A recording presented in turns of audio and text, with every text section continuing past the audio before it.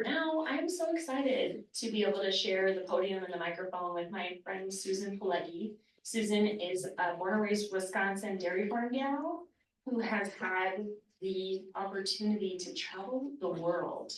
And that world and travel through Peace Corps and beyond has really set her up for a unique Rotary experience, because you're a Rotarian who has truly been to Rotary around the world. And she's here to teach us about the Ely Rotary Exchange program, and we can hear a little bit about her personal travels. Susan has worn many hats in this community and has called this community home multiple times over the years. So she is a really stunning example of an Ely boomerang. And please join me in celebrating her as she comes up to the podium. Thank you very much. Ooh, let's turn. I'll ask for your patience as I'm a public speaker, but I work at Frandsen Bank now, and I just talked to Steve Paragas this morning, and he said that you were all very kind and patient, so that was helpful to hear. So I am representing myself, of course, in my Peace Corps service. So I want to introduce that, but also Rotary Youth Exchange. We have a student going outbound this year and a student coming inbound. So it's a really exciting thing for Ely, I think. So to start it off, I'll introduce where I came from. My first time coming to Ely, I was a Voyageur Outward Bound School intern in 2005. So there's a picture of me in that old school PFD that probably was not safe. Paddling. And that was my first time to the Boundary Waters. They dropped us off at a portage trail, and I said, "Where is the water? I don't know what we're doing here." So that was a little bit of an education to come to Ely the first time. But I fell in love with it. I really like the wilderness experience, and so I've been away and back multiple times, as Lacey said. So after that 2005 intern year, I turned around and I went into the Peace Corps. I had actually applied before my intern year, but the timing worked so that I was able to be a Voyageur Outward Bound School intern first, and then go into the Peace Corps in Zambia. And I was an environment volunteer. I worked for the forestry department of the government of Zambia, and I lived in a village. So this is the borehole. And my little neighbors visiting with me. I didn't always have so much company going to the borehole to get my water, but I had a friend visiting, so I had a photographer, and I had another white person carrying a jug on my head like that. The jerry can on the head is a very difficult thing, and it's heavy. So that was about a mile from my house. So I would walk, a mile with that water every time I needed to refill water. So I got very good at conserving water, by the way. This is also in my village. So this is under the little kids seated there. That's sitting on my little porch. So I had a mud brick house with a grass thatch roof. And these kids would come by after school and they'd want to color, because I was a really good entertainment value. So they would come by and color, and they would try to teach me things in Chitonga was the language that I was learning. That was the tribal language.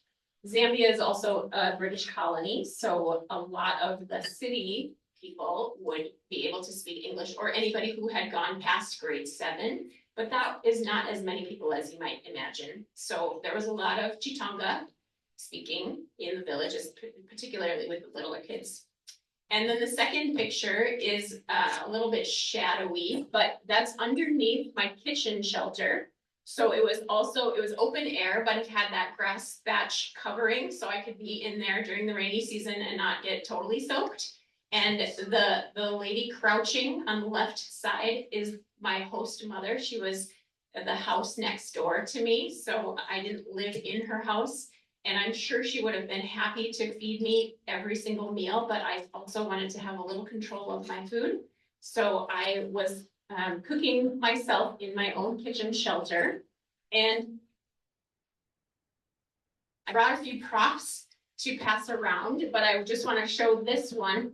This one is an nshima cooking stick. So the staple food is called nshima, and in some cultures it's called fufu and different words. So it's a porridge that is made of a different amount of grains. It could be maize or sorghum or cassava or millet. But anyway, the point is that you would stir it a lot, very vigorously with this nshima stick. And when I made nshima, they would laugh at me because I was not as strong. They would grab my biceps and say, "Oh, grandmother." It was very embarrassing, but this lady, my host mother she was very sweet, and she was very strong and very good at doing everything. So you can go ahead and pass these things around as well. So the items that I have to pass around and just to see, of course, this nshima stick, and then I have Zambia football scarf. They're very proud of playing soccer, of course, football, and it seemed like all the boys were out playing football while the girls were working. But that was just my observation. And then there's a whole stack of these fabric chitenges as well. So chitenges, I should go back to this photo here. If you look, the picture of the borehole, there's a wrap around my bottom skirt there. It's kind of like an apron. So the word for it in Chitonga was chitenge. So these chitenges were available in the market, and people women especially use them for everything. They use them to carry babies on their backs or put them around their skirts like an apron, or to wrap things around wrap around their head for a head covering for one thing, but also wrap around things to carry on top of their head. So like firewood or things to take to market, baskets, whatever. So they were very, very useful. And this is my chitenge suit from being there.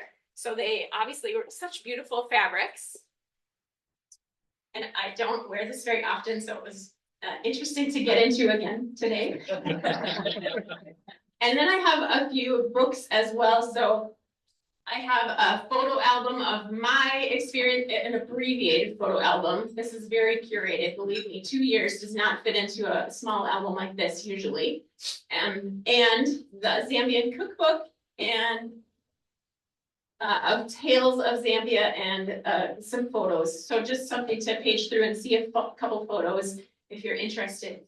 So anyway, that was my experience in the village in Zambia. And I had a unique service in that typically the service is 2 years long, 24 months, but I was in my village for 14 months. And then the timing of when the next volunteer was going to come in changed. So they needed my spot for the next volunteer. So I needed to get out and do something else.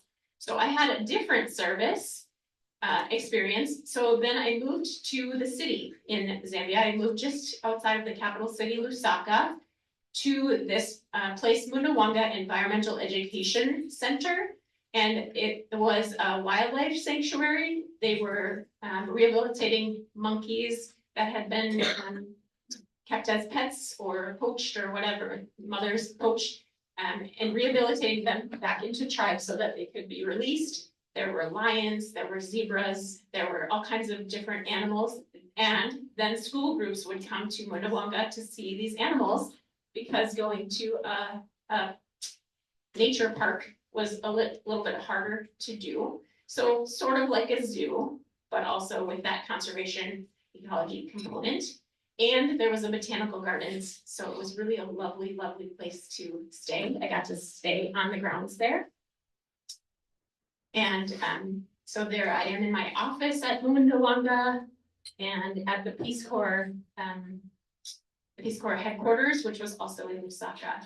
So I had two very distinct experiences in my service, the village experience and the city experience. And I'm so glad that I had the village first because it forced me to speak Chitonga, because I definitely would not have in the city. I hung out with more expats, British and Dutch people, probably more so than Zambians even, just the way the nonprofit world worked in Zambia. So some of the travels that I did were directly related to that Peace Corps service within that time period of the 2 years, but I've also gone to all of these countries in between other things that I was doing. It really has inspired me to see different places and to experience different things, and a travel that is 1 week long is so different than 1 month or 1 year or 2 years. And so I'm really aware of that I'm not really getting true pictures of the culture of these places, but I did get a pretty solid experience in Zambia. And also I definitely don't know everything about that culture either, but I do think that travel really expands the mind. So that brings us to Rotary. In one of my boomeranging away from Ely sessions, I went to Colville, Washington. I lived there for 3 years. And that was the first time that somebody invited me to a Rotary Club meeting. And we have a few Rotarians in the group, as well as somebody online from our Rotary Club here in Ely. And it really only takes an invitation to somebody who's interested to come to a Rotary meeting. And this club in Colville was a really interesting, very social one. We did biking, we did a bike fundraiser, we had a dancing social session, we played bunco, the dice game together. And the picture on the left is going to Colombia. We did a mission trip to Colombia, to Bogota, and that was with some of the little cute school kids there in Bogota. We did a little bit of work at a school and also building a couple houses in a slum area. So again, that was a short-term sort of a mission project with Rotary, but a really interesting cultural experience. And we went to some Rotary meetings when we were in Bogota with the local Rotary chapter, which is required for all of our Rotary projects, is to have a country in a club in that country that you're going to that you partner with. It's not about somebody with a lot of wealth coming to bring the project and save people from something. It's about partnership. That's really important to me. And the next time, so I moved again, surprise. I moved to Duluth, and then I joined the Eco Rotary Club there, and we were picking up trash on the left side and having a social get together, a campfire, sort of a social. And so those folks, each Rotary Club has really its own flavor of people who are there, just as every time you come to, Tuesday group, you meet the flavor of people that are here. And then the third club that I have joined now is the Ely Rotary. We've got a couple pictures of us picking up trash and doing some fundraisers at, I think, Harvest Festival. So some of our members. And a thing that Ely Rotary does as well is youth exchange. So we're gonna get to that in 1 second, but the Rotary International 7 areas of focus that are, I don't know if you can say agreed upon, but they are the international areas of focus. I don't know if you can read it quite very, very clearly, but promoting peace, fighting disease, providing clean water, sanitation and hygiene, saving mothers and children, supporting education, growing local economies. And then the 7th one was just recently added, I don't know, maybe in the last decade, protecting the environment. So those 7 areas of focus are where most of the projects that are internationally focused and funded from Rotary are in one of those 7 areas of focus. However, Rotary is a very grassroots driven organization. So what local clubs do doesn't always have to fall into this exact matrix. So a lot of clubs do things a little bit more community focused.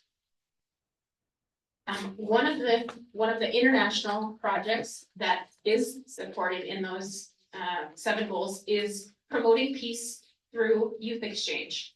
So this is one of the really favorite programs, I would say, of Rotary International.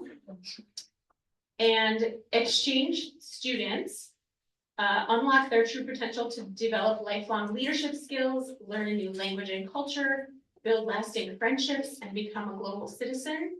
And those are pretty important, pretty awesome things to give a kid a chance to do. They're usually pretty mature teenagers who are doing this in the first place. And so the reason that Rotary sponsors these students is because we really are trying to build a more peaceful world. Like that is really the goal, one person at a time. And the long-term exchanges that we have participated in here in Ely are 1 academic year long. And the model that we have gone from is to have 3 host families. That's the ideal. 3 host families throughout that 1 academic year. And the reason for that is to not put so much of a burden on 1 host family, and also to give the student a more wide experience to be able to live with 2 or 3 different host families and not the same folks the whole year. So right or wrong, that's the model that we are working with. This is going to be interesting. This is a little video for about a minute that I don't know how to make it happen. So hopefully Lindsay can help me play. I got you, girl. This is from the Rotary International website. Go ahead. I think if you click next, it'll play.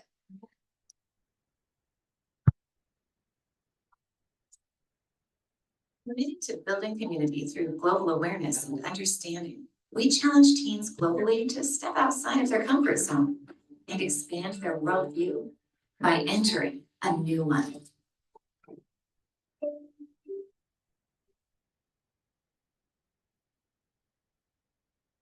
Hosted by supportive families, young people are given the opportunities to explore new locations, immerse themselves in a different way of life,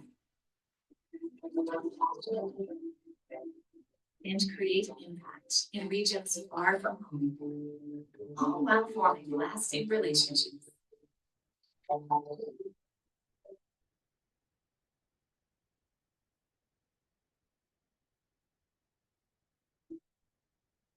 Returning home with endless stories to share. Because a moment can be the experience that lasts a lifetime. Rotary Youth Exchange. Find out more at rotary.org/youth exchange. So wholesome. Yes, so wholesome. Thank you so much. So yeah, it's really pretty awesome experience. And Ely has done this in the past. You probably have heard of it and met maybe some of the students. So in 2016 and 2017, Hannah Yankovic went to Japan, and I don't know her, but I'm told she is a really amazing ambassador for Ely and for her family. And now she is doing work that is directly related to learning Japanese. So that's pretty awesome. And upcoming, this is so exciting, Tracy Thibodeau is going to Northern Italy. She just found out the place and her host family this weekend, so it's very fresh news, very exciting. It's a little town, about 2,000 people, just south of Milan. So really cool place that she'll be able to go to and learn from. And then these are the names of the students that you have had in Ely over the last decade as well. And so maybe you've met them at community events, and maybe some of you hosted them in your home. I don't know. I am new to Youth Exchange. This is the first time that I'm experiencing it with Tracy. And we are also going to be welcoming Piotr from Poland. So he's coming in the fall. And we have 1 host family already committed. Christine Kolinsky and Carl Skustad are going to take that first 3 months, hopefully, of Piotr's time in Ely, and show him the ropes and work on his English, because I'm not expecting that his English is going to be perfect. And hopefully he'll have a really great experience with that family. I'm confident that he will. And we're looking for 1 or 2 more host families. So the criteria to be a host family is that you need to have an extra bedroom in your home, that the student needs to have a study area, and just the ability to invite that student into your life and to welcome them into the things that you're doing, and just act like they are part of your family. Maybe an extra special part, because maybe you'll go on an extra special vacation or an extra special trip to the Boundary Waters, I don't know, but there's no criteria whether you have little kids or no kids, or if you're a couple or a single person. We can have any of that matrix for a host family. So if you're interested, we really would love to have Piotr have a few different experiences. And I just was with these students last weekend. So I went to Bemidji to the Concordia Language Villages. If you haven't been there, it is awesome. And the chance for these students, so it's a mix of inbound and outbound students in this picture. There's some students that have the blazers with lots of pins on them. There's 4 of those students, 2 in the background and 2 in the front. And they are students that have been in the States since August, I think, maybe September last year. And I met them in September, and so I got to see them again last weekend. In the maturity and the changes, the growth that I observed in them, in their reflections of what their experience meant to them, was just awesome.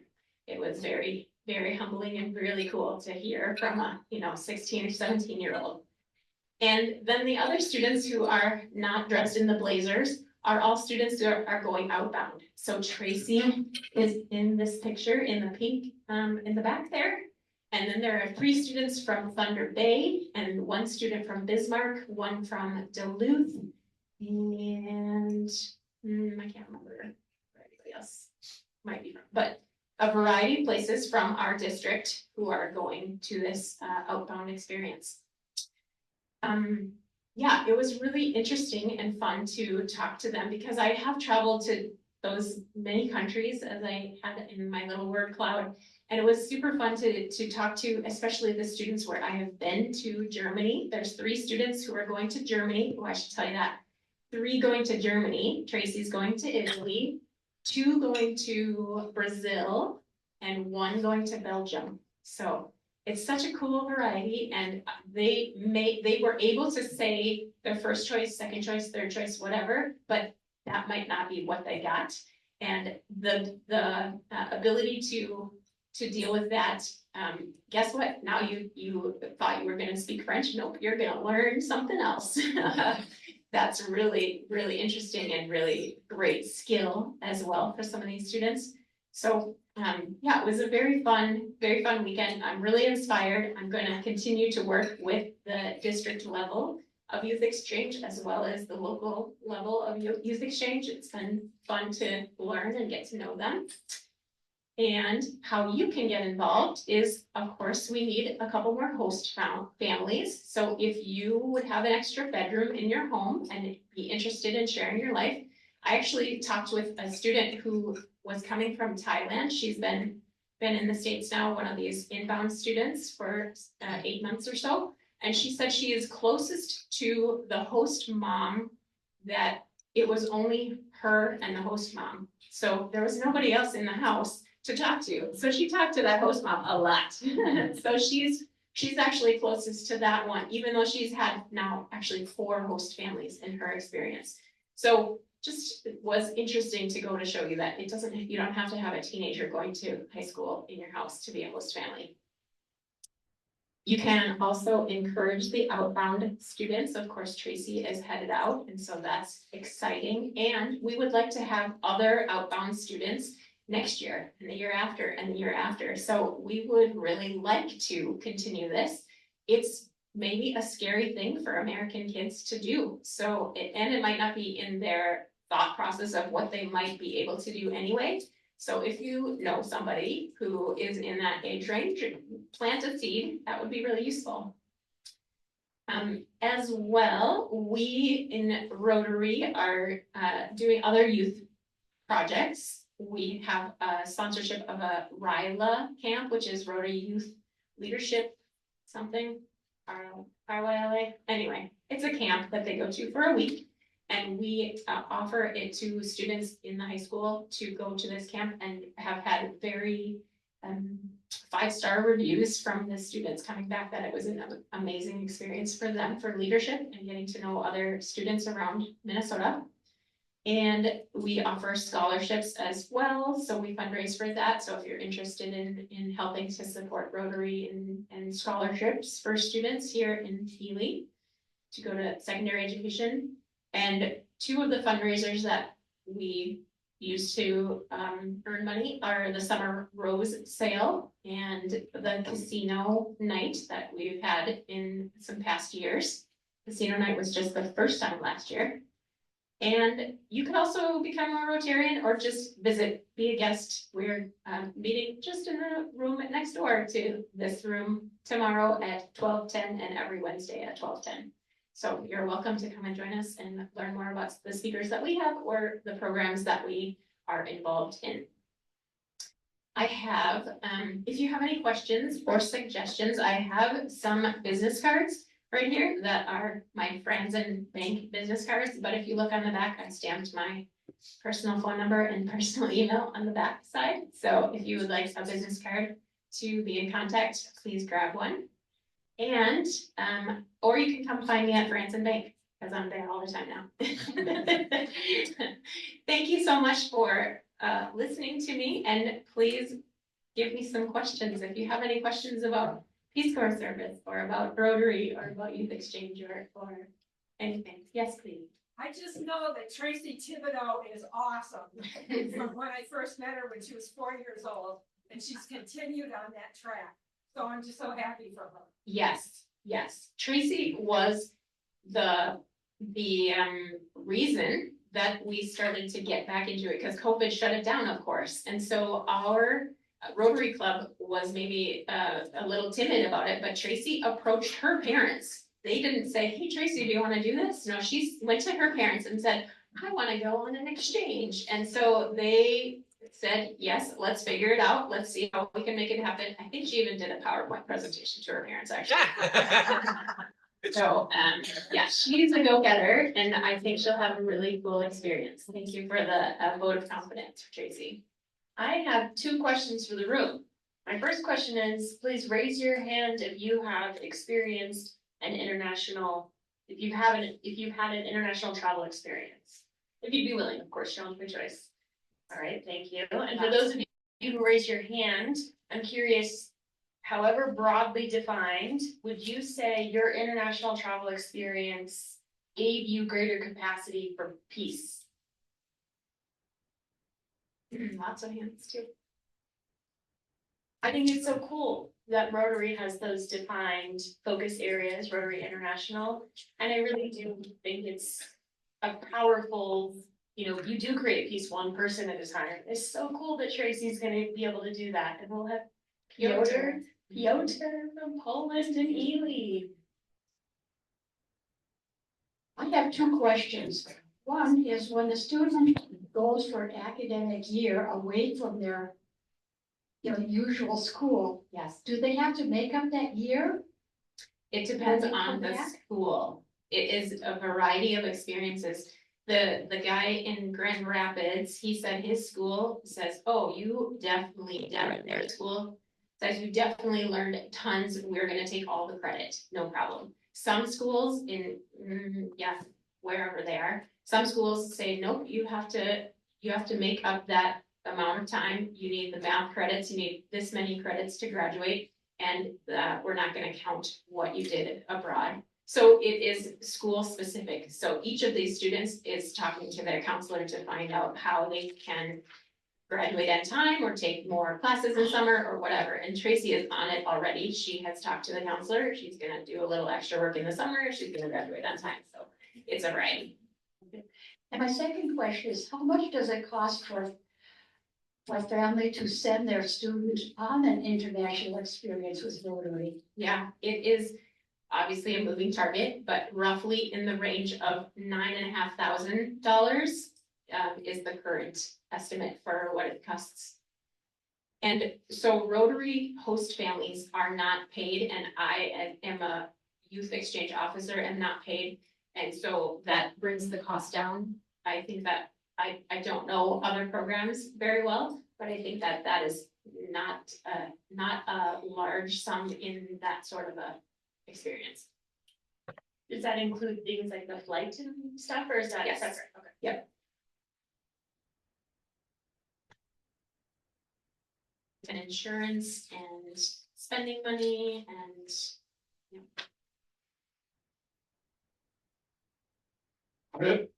How does incoming work? Does the school have to be a partner in yes, the project? Yes. And then you go from there to recruiting host families, or what's the, yeah. what's the steps? So there are applicants from countries that are forwarded to us, and I went and got a signature from the school saying Ely Memorial High School is willing to have a host student.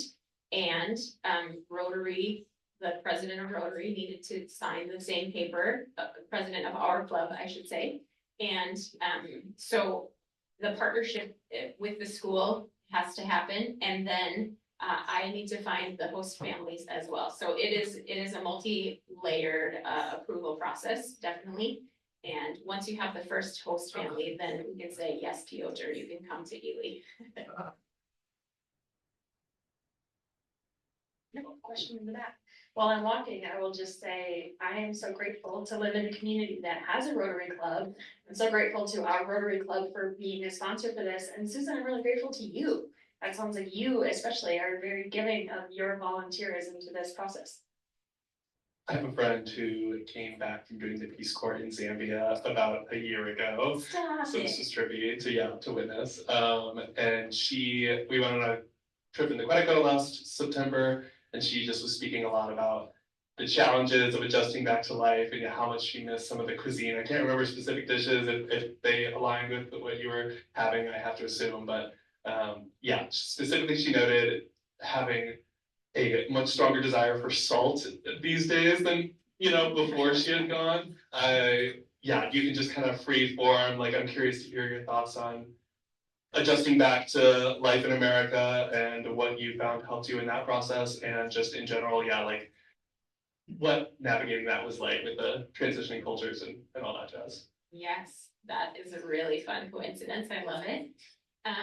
In fact, we were talking with the students at the Youth Exchange weekend this last weekend about reverse culture shock and how it's a real thing. It's not a like diagnosed thing, but it's real. It feels really jarring, and they are nervous. These students are nervous to go back home because their brains have been broken open by this year, and to go back into their families and their old friends, and maybe they are different. I'm sure they are different, and their parents and friends are maybe expecting somebody who is the same as a year ago. So they're nervous, they're anxious, and I don't know if I was as nervous coming back, but when I did come back, my impressions were that the corn fields were very tall and very close together and very organized. And that Target had like 100 kinds of toothpaste and just the massive number of lights and colors. And it was overwhelming.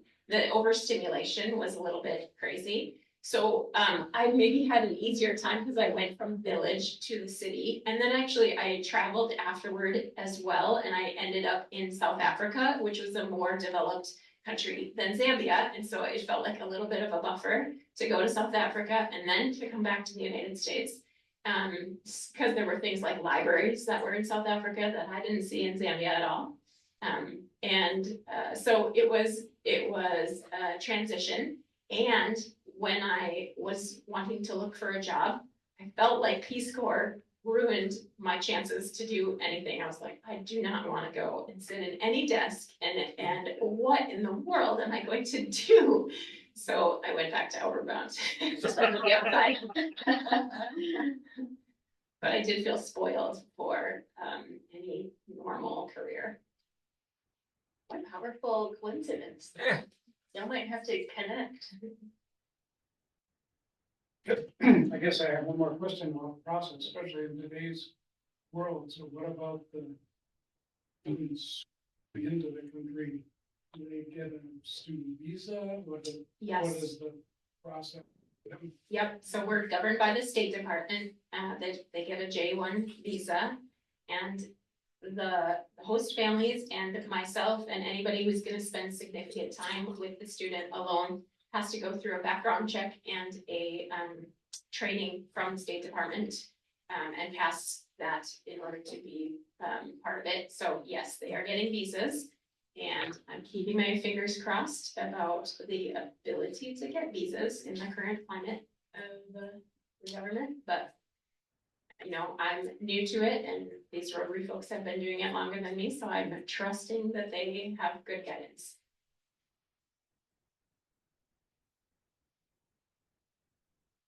I want to point out that Lindsay is our incoming or going to be our president in the future. She's our president-elect at our Rotary Club.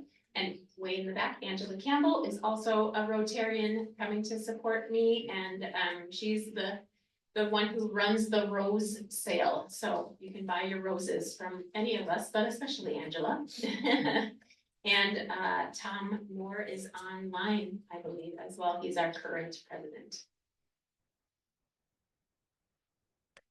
Yes, I would like to, in the vein of acknowledging things, like to give an extra kudos to Susan, who committed to this opportunity less than 24 hours ago. So this presentation was created in like. And it did feel very fortuitous because this announcement about Tracy's location and Piotr coming here from Poland was just very fresh, it's very fresh. So things do have a way of working out, and one last round of applause for Susan. Thank you so much. We will see you next week on a Wednesday at the boathouse. You can come here on Tuesday at noon, but you will be crashing a wedding, and that's none of my business. Hey! Well, that's